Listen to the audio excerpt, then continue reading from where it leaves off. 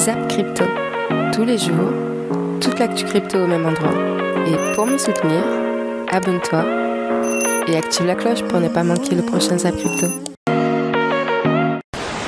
Bonjour la cryptosphère. Comme d'habitude, on commence avec le Fear and Greed Index, actuellement à 10. Dans l'extrême peur, le Social Index sur Up et le Market Order Flow, actuellement dans le neutral. Hier soir, nous avons pu rattraper tous les tirages au sort en live sur Twitch. Je vous affiche juste ici tous les noms des gagnants. Fredouille, c'est Scalper qui a gagné. Alex, Mathieu, Amaury, Daniel, JF, Jean-Philippe Rossi, Extrême, CryptoFollow. Félicitations Manon. Oh, Phil, le biteux, Jack Crypto, Lacoste Crypto, Antonin, Imano Kali, Nicolas, Café du Coin, Juanito, Alain Eli, David Birota, Kevin, Crypto Flash France, Crypto Toulouse. Merci à tous ceux qui ont répondu présent pour le live d'hier soir. Et n'oubliez pas, les live Twitch ont lieu du mardi au dimanche à 22h30. Et pour avoir la chance de remporter un NFT de la chaîne, laisse un petit commentaire sous chaque Zap Crypto. Je vous souhaite une bonne vidéo. C'était Zap Crypto. Pour le plaisir, je partage à nouveau avec vous le Bitcoin Index en données mensuelles pour vous rappeler les supports chartistes long terme sur lesquels nous sommes. C'est d'autant plus important que la clôture mensuelle, mes amis, c'est cette semaine. C'est jeudi soir. Est-ce que nous aurons jeudi la dernière bougie de baisse? Bon. La clôture mensuelle, c'est jeudi soir. Il faut se maintenir au-dessus des 20 000 pour préserver le niveau horizontal et éviter un changement de polarité.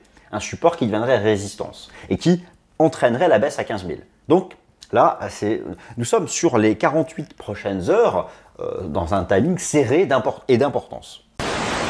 Alors, on va faire un petit point Ishimoku, ça fait longtemps que je ne l'ai pas fait. Notamment, on est en daily sur le dollar. Pourquoi je ne l'avais pas fait avant? Parce que tout simplement, il n'y avait rien de réellement intéressant.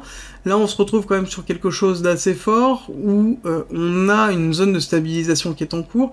Et certainement, on va aller retravailler ici le Kumo au niveau de la mise en place. On va retirer l'automatique pour voir un petit peu plus. Mais globalement, l'idée que l'on a, c'est on remarque qu'on a le Kumo qui se place au niveau de la liquidité à 23 000, chose qu'on va regarder tout à l'heure, qui pourrait correspondre notamment avec un retravail ici. Donc on aura une compression entre la Kinjun et la Tenkan du cours, avec tout simplement un cours qui nous accompagne jusqu'au Kumo, sur lequel on aurait soit un break. Si on a un break, à ce moment-là, on viserait les 30 000, hein, zone très très forte de consolidation avant la chasse de Celsius, et on aurait notamment un travail ici du volume très fort sur lequel on pourrait faire. Néanmoins, on pourrait avoir un rejet tout simplement au niveau du Kumo qui pourrait se mettre en place avec une continuité baissière. Et si on regarde un petit peu, on prend un petit peu de recul par rapport à ça, on voit quand même qu'on est sur des phases de consolidation, continuité baissière, consolidation, continuité baissière, consolidation, continuité baissière. Là, en l'occurrence, il n'y a rien, il n'y a pas de break-off structure. Pour faire un break-off structure, il faudrait break ici on va y arriver, les 32 700, globalement les 33 000 avec un beau break, avec notamment combler ce creux ici et aller toucher justement les zones supérieures. Tant que ce n'est pas fait, bon, on est toujours en continuité baissière, malheureusement c'est toujours le cas, et ça n'a pas changé depuis maintenant 5 mois. Si on regarde tout simplement le graphique du BTC en weekly, c'est toujours important de démarrer en weekly. On a eu la clôture de la semaine précédente ici à 20 500, donc c'est un niveau clé à ne pas prendre à la légère, c'est un niveau important, évidemment, on a pas mal buté dessus, donc éventuellement maintenant ça pourra servir de prix repère pour un éventuel support par la suite. En tout cas, on le garde ici sur notre graphique, c'est un niveau important. Évidemment, l'autre niveau maintenant qui est important pour nous, c'est la clôture de la semaine précédente, qui était 26 700. Donc si on a clôturé là la semaine précédente, c'est que c'est forcément, on va dire, un niveau important et que éventuellement, si on continue d'être haussier, ça sera un niveau qu'on tentera d'aller chercher. Donc maintenant, on se met en daily. En daily, qu'est-ce qu'on a? En daily, on est tout simplement maintenant sous ce qu'on peut dire une résistance. Alors, c'est pas une résistance majeure, mais ça reste une résistance tout de même. Vous voyez qu'ici, on est monté jusqu'à 21 700 avant de chuter assez violemment. Et vous voyez ici que sur la price action, on est en train tout simplement de faire des petits mouvements mais rien de très convaincant. Et là, on est en train de s'arrêter pile poil sur ce niveau. Autre résistance qui nous regarde, évidemment, c'est là où il doit y avoir un maximum de stop loss, un maximum de liquidation. C'est à 23 000. Donc actuellement, résistance numéro 1, résistance numéro 2. Et derrière, éventuellement, ici, le gap, si on revient chercher le gap, donc le support, entre guillemets, c'est 21 200. Tout d'abord, je me suis tourné vers les données de l'Open Interest. Vous savez ce que c'est l'Open Interest, j'en parle souvent. La quantité de contrats à terme ici, contrats futurs sur le Bitcoin, sur différents exchanges. L'engagement remonte. Et sur certains exchanges de manière significative, moi j'observe beaucoup les chiffres de la bourse de Chicago et je vous avais montré support la semaine dernière, qui est un niveau historique, c'est la ligne verte, la mesure de l'Open Interest. La quantité totale de contrats futurs ouverts, eh bien, observez à droite, il y a eu un vrai rebond. Ça, c'est plutôt intéressant pour le long terme. Maintenant, sous vos yeux, le stock to flow model. Alors, connaissez-vous le stock to flow model? Sinon, vous devez vous renseigner sur ce sujet. En blanc, vous avez la courbe du stock to flow model, c'est concrètement la courbe d'équilibre à long terme entre l'offre et la demande de Bitcoin, car oui, un Bitcoin, ça n'apparaît pas en claquant des doigts, il faut le miner. Ce sont des ressources informatiques, la source d'énergie c'est l'électricité, il y a des mineurs qui travaillent, bien sûr, ils n'ont pas une pelle à creuser dans les mines de charbon, mais ils creusent avec leurs machines et leur super carte informatique, et ça envoie, il faut de l'énergie. Pardonnez-moi. Et donc, cette ligne, le prix la suit à long terme. Vous avez ici en bas la représentation graphique de l'indicateur qui représente l'écart relatif entre le prix et la ligne de stock to flow model. Observez, depuis 12 ans, nous sommes sur le point extrême de l'écart entre le prix et la ligne de stock to flow model. Ça nous dit que le point bas est en train d'être fait. Ça autorise malgré tout qu'on aille chercher brièvement 14,15, mais pas en dessous. En fait, basculer sous 14,15, ce serait, je pense, le signal de l'effondrement. On va passer sur la map des grosses darons. Ici, on voit quand les whales ont accumulé, quand ils ont vendu. SMA 30, c'est-à-dire que c'est une moyenne sur 30 jours. Quand ils ont accumulé, c'est là qu'il fallait acheter. Quand ils vendent, c'est là qu'on s'approche d'un top. Ici, par exemple, ils ont commencé à vendre. C'était pas vraiment top, mais ils ont accumulé pendant toute cette montée.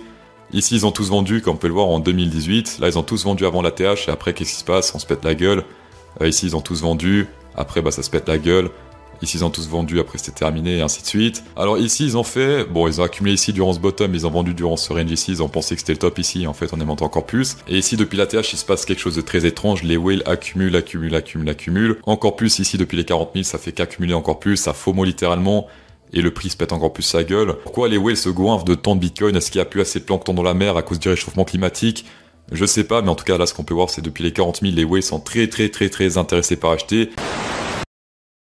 Pour terminer, je vous montre un indicateur que j'ai jamais montré sur la chaîne, je crois, c'est le H-Ribbon. Donc c'est un indicateur, il me semble, qui calcule un coût de rentabilité pour les mineurs, ou en tout cas c'est quelque chose comme ça. Enfin bref, ce qui nous importe, c'est que cet indicateur, il nous met différentes pastilles à différents moments sur le marché. On peut avoir des pastilles grises qui sont des signes de capitulation, des pastilles bleues qui nous disent qu'il faut acheter absolument, et la pastille verte, ça nous dit que c'est intéressant d'acheter. Si vous regardez les dernières fois qu'on a eu des pastilles grises, on en a eu une au crash du Covid, ensuite on en a eu une en mai 2020, donc c'était toujours un très bon point d'entrée. Mai 2020, on était autour de 9 000 $ sur Bitcoin. On a eu une autre pastille grise en octobre 2020. On a eu une autre pastille grise, signe de capitulation, en mai 2021, donc suite au gros crash sur les cryptos. Et on en a eu une autre vers juin-juillet 2021, donc juste avant que la deuxième phase du bull run reprenne. Alors pour cet indicateur, vous allez souvent lire sur internet qu'il faut acheter à la pastille bleue. Si vous attendez la pastille bleue, c'est un peu tard.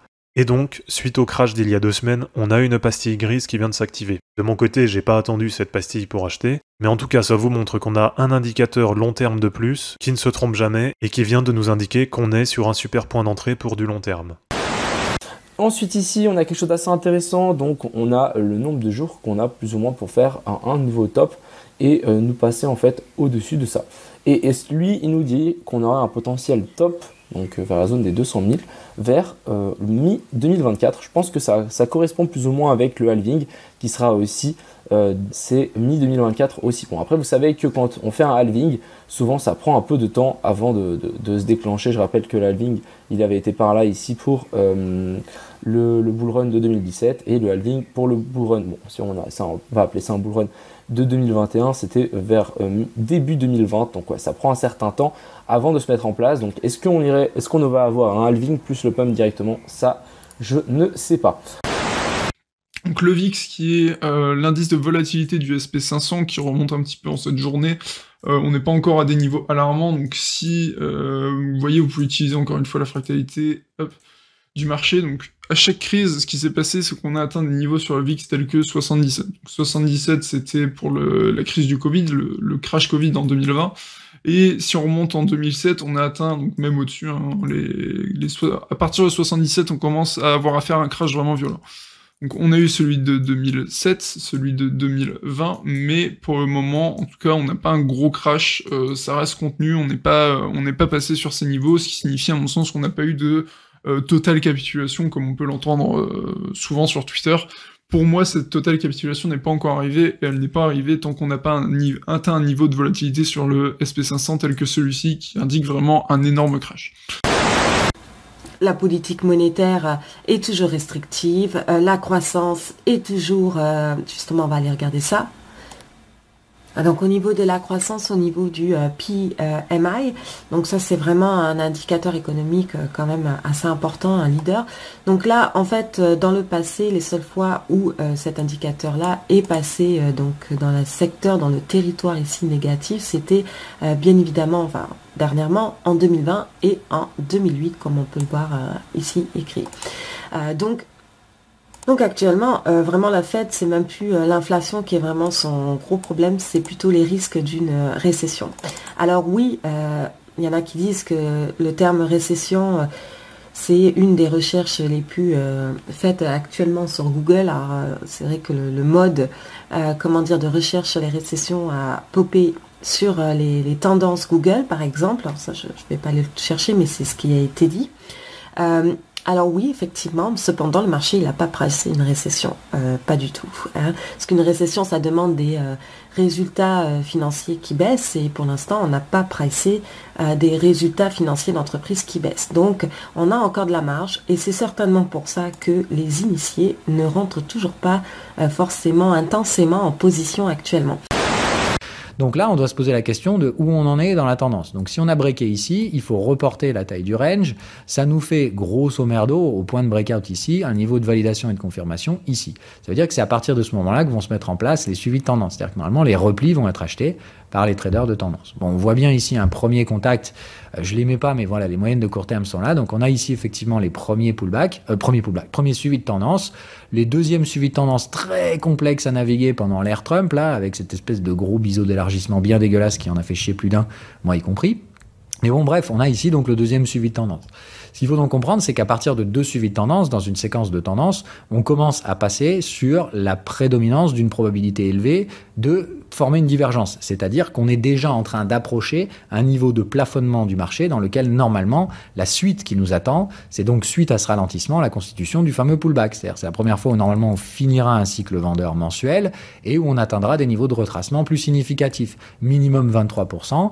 Et en général, on travaille à proximité des zones Fibo, c'est-à-dire autour du 23, autour du 38 et au maximum 50% dans des cas de Fibo, dans des cas de retracement de pullback très profond. Maintenant, ce qu'il faut qu'on constate immédiatement, c'est que dans cette tendance, on a surtout, et ça fait donc deux fois, qu'on a des boîtes de contexte disjointes dans les deux, hein, c'est-à-dire support et résistance. Ce qui veut donc dire qu'ici, on a une forme d'excès qui vient sur le prix.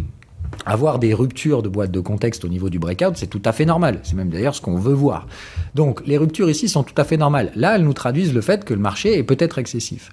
Donc là, la première des choses, c'est de dire, ah, bon, donc, on a une tendance, mais elle a eu une composante légèrement excessive.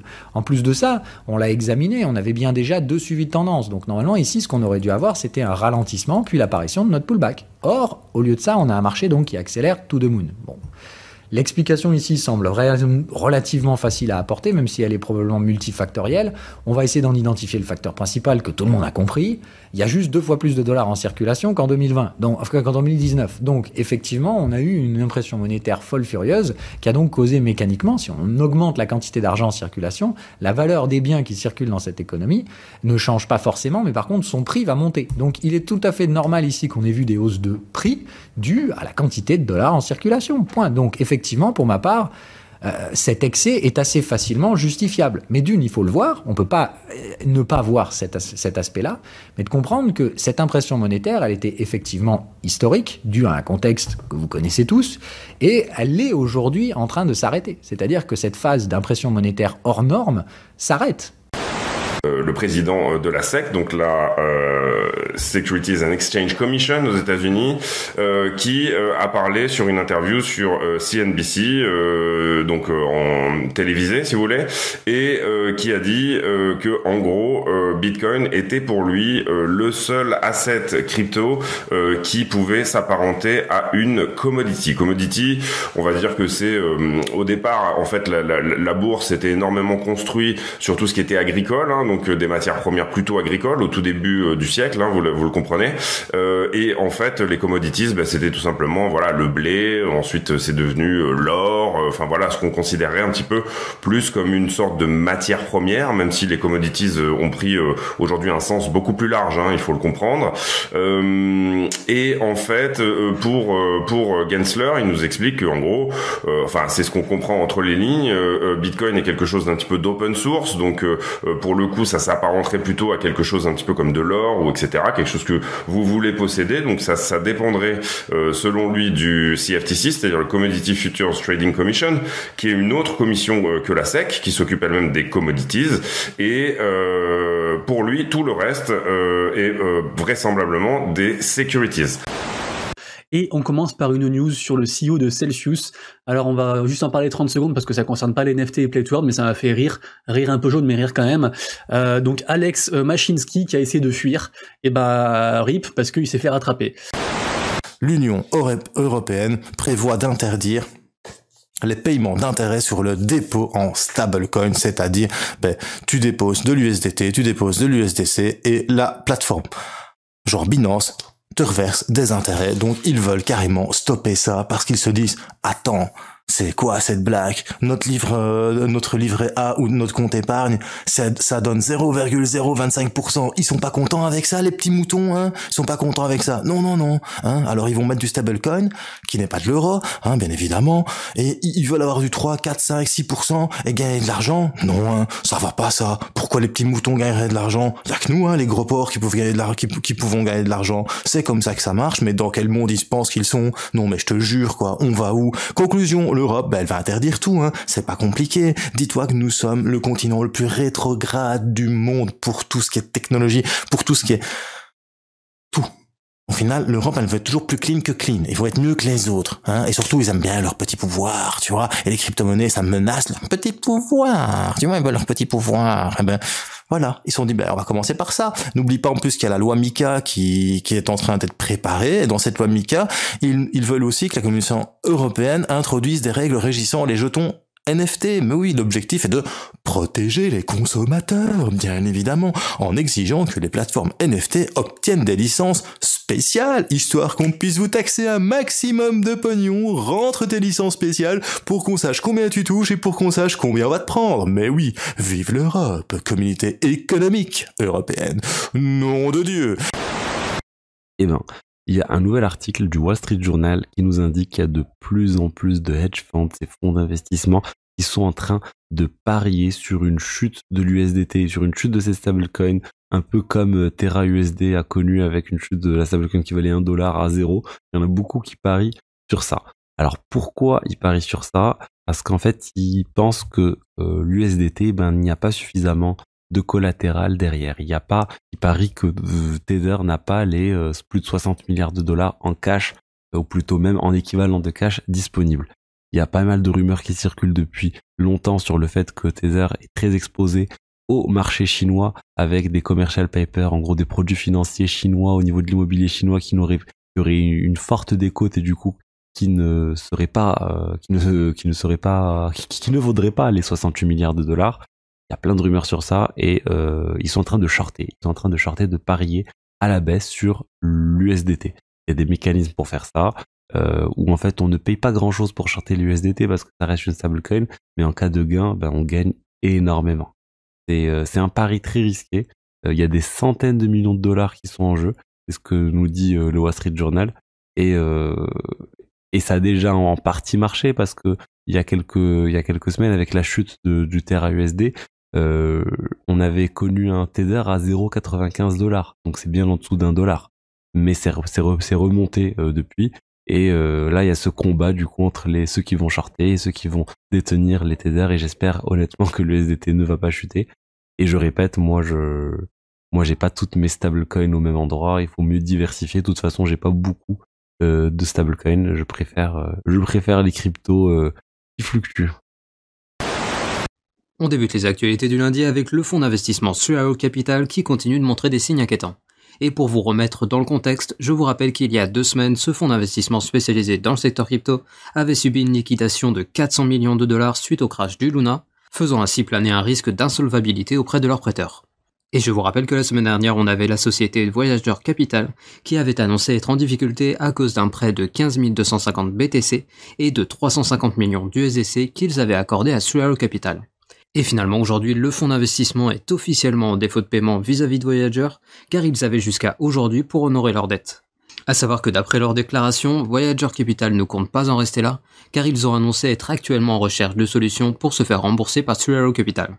Et je vous rappelle que la semaine dernière, on a vu Sam Bankman-Fried qui était intervenu au travers de son fonds Alameda Research, en leur accordant une ligne de crédit de 200 millions de dollars et de 15 000 BTC pour aider la plateforme à traverser cette crise. Et donc au final, pour vous résumer la situation, on a le crash de Luna qui a mis en difficulté 3 Arrows Capital, qui met désormais lui aussi en danger ses partenaires à cause de leur incapacité à honorer les emprunts qu'ils ont contractés.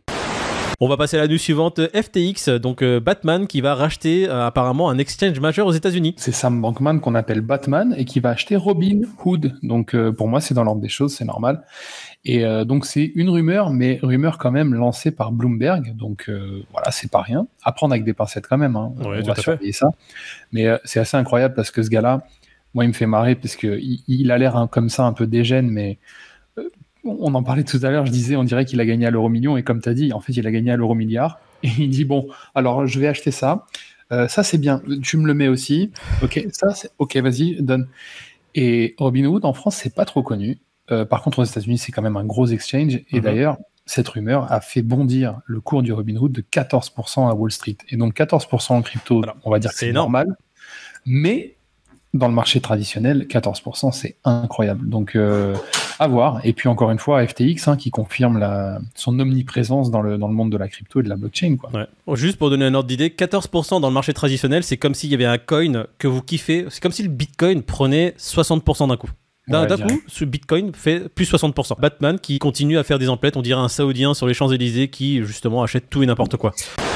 Tesla qui fait savoir que la faillite potentielle est réelle. Ils perdent des milliards de dollars chaque mois et aujourd'hui ils sont dans un contexte ultra compliqué. Et attention, c'est pas du tout anodin. Un Tesla qui crache, qui fait faillite, ça pourrait également faire extrêmement mal du coup au SP500 et tu comprendras bien que du coup le marché des crypto-monnaies va se prendre également sa claque. Et le problème qui se passe aujourd'hui, c'est qu'avant d'être en Chine, Tesla n'était pas rentable. Finalement, ils sont partis en Chine avec leurs usines. Ils ont trouvé une réelle rentabilité à le faire. Et ce qui est dit du côté de Tesla, c'est que maintenant qu'ils sont en Chine, et forcément, c'est pas anodin, déplacer une usine se fait pas en 2 jours, ils ont un problème pour rapatrier les dollars qui y sont fabriqués. Donc au final, Tesla est dans une impasse assez violente, même si malgré ces annonces, il faut avouer qu'en termes boursiers, Tesla ne semble pas avoir encore subi cela. Mais il faut pas se leurrer, derrière ça va annoncer des licenciements massifs, probablement une baisse considérable dans les investissements. Bref, il faut le dire, c'est pas une bonne news et c'est même plutôt inquiétant.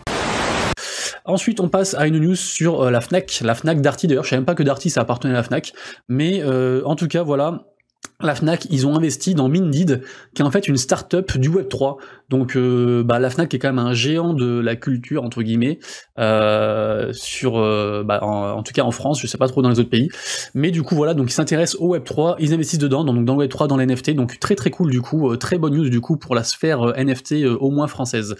Ensuite, on passe à un article sur Shopify. Shopify, c'est une plateforme en fait plutôt Web2 de e-commerce qui ont intégré en fait les NFT. Donc, encore un truc en plus vers la démocratisation des NFT, c'est plutôt excellent comme news.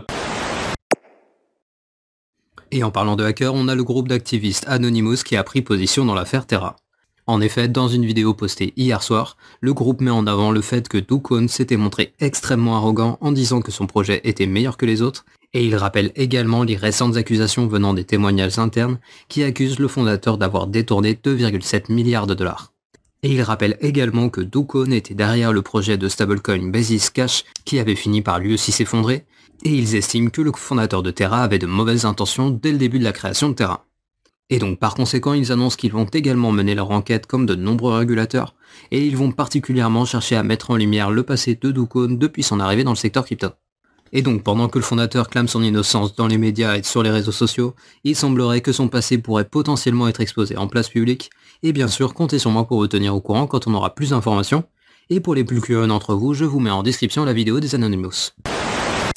Ensuite, GTA 6. Qu'est-ce qui se passe sur GTA 6 ? Il y a une rumeur de ouf en ce moment. Il y a plein d'articles qui pullulent, qui nous disent que GTA 6 va inclure une crypto-monnaie pour récompenser les joueurs dans le jeu. Alors, il y en a qui disent non, en fait, vous avez mal compris l'article qu'ils ont fait sur Twitter. En fait, c'est une crypto-monnaie fictive. C'est genre, je sais pas, par exemple, je vous ferai un contrat, je sais pas, en mode chasseur de tête. Le mec, il va vous proposer un bitcoin pour aller dézinguer un mec, mais ce sera un bitcoin fictif. Et il y en a qui disent non, les gars, c'est vraiment une vraie crypto-monnaie, donc allez faire votre propre enquête. Je vous mettrai l'article dans la description pour suivre aussi sur le flux Twitter et sur l'analyse du gars. Mais je peux vous dire que si GTA 6 met les cryptos dans le jeu, ça va cartonner. Et la dernière actualité, c'est BitBook qui nous fait un bond phénoménal, mais c'est pas forcément surprenant. On arrive fin juin, on est sur une application de plateforme de voyage où les gens peuvent évidemment y réserver hébergement, taxi, etc. Et il y a un système de récompense en crypto-monnaie, la crypto-monnaie BBT, sous forme évidemment de token rewards. L'objectif de la plateforme, c'est également d'amener à l'incitation d'amener de plus en plus de monde, des amis, de faire du bouche à oreille, également de récompenser ceux qui font du contenu de voyage de très grande qualité, à voir évidemment ce que ça va donner. Mais en tout cas, dernièrement, avec le souffle évidemment qu'on a sur l'univers des crypto-monnaies, l'application est redevenue de façon surprenante très populaire. Surprenante, il faut quand même ne pas exagérer, on est quand même pile poil dans les vacances d'été, ça paraît pas non plus totalement anormal. Évidemment, est-ce que ça va continuer à faire un bond ? Ça, c'est une véritable question, mais vous pouvez évidemment aller voir directement le projet par vous-même pour vous faire une idée. Mais ce qui est assez intéressant, c'est qu'il y a au moins déjà 40% des tokens qui sont en circulation, donc en termes tokenomiques, on n'est pas forcément sur un risque. Une pression vendeuse future grossira un petit peu, mais restera forcément très limitée.